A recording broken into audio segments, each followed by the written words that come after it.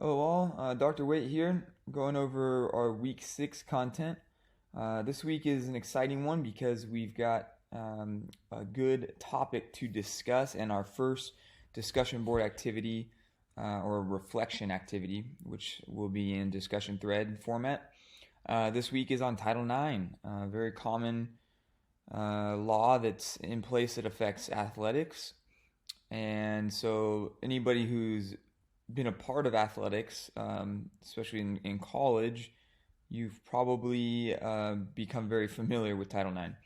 So this week, we're going to be looking at gender equity law and basically really focusing on the Title IX and its implications. So the overview video that you're watching will be here, and then there will be a lecture video to click on for Chapter 8. Along with Chapter 8, there is a PDF, some Title IX content that's down below here, right here, the impact of Title IX, and also a messenger Title IX. So two different authors with two different perspectives on the implications of Title IX and what has happened since it came into effect.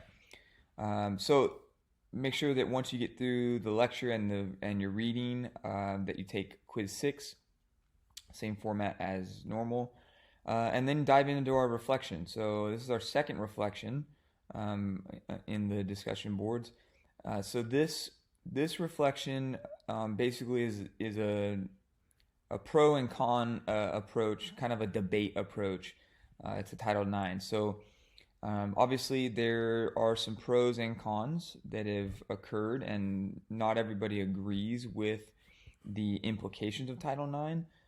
The concept of allowing everybody an equal opportunity to perform is a great approach, but with that, there has been some drawbacks that have affected programs, in particular men's programs that have been cut at various universities in order to provide equal compensation for female athletes. Now, while that's good for the female athletes because there's more opportunities for them to go to college and perform in their sport, it has had a big impact on, kind of a negative impact on the men's side. So there's pros and cons to both.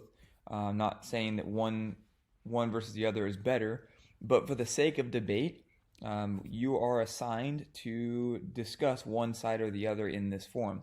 So it says here in bold, if your last name begins with A through G, you will research and argue for the side of Title IX being a positive addition to the world of athletics. If your name begins with H through Z, so my last name's W, so that I would defend the side of Title IX having negative impact on athletics and athletes. So your post is due by Thursday. So your original post in the forum thread needs to be in by Thursday, 500 words minimum, and you need at least 3 peer-reviewed sources to support it. There's 2 different sources here, so you could use one of these, but your textbook would be a good source and maybe another outside source that you locate. Maybe a case study. Then your peer response. So you need to respond to 2 peers, just like the first discussion thread that we did, or reflection. Your responses to your peers are due by Saturday. So original post by Thursday, 2 responses in by Saturday. Responses need to be 100 words each. Make sure that you're questioning their approach and critiquing them. Challenge each other, but in a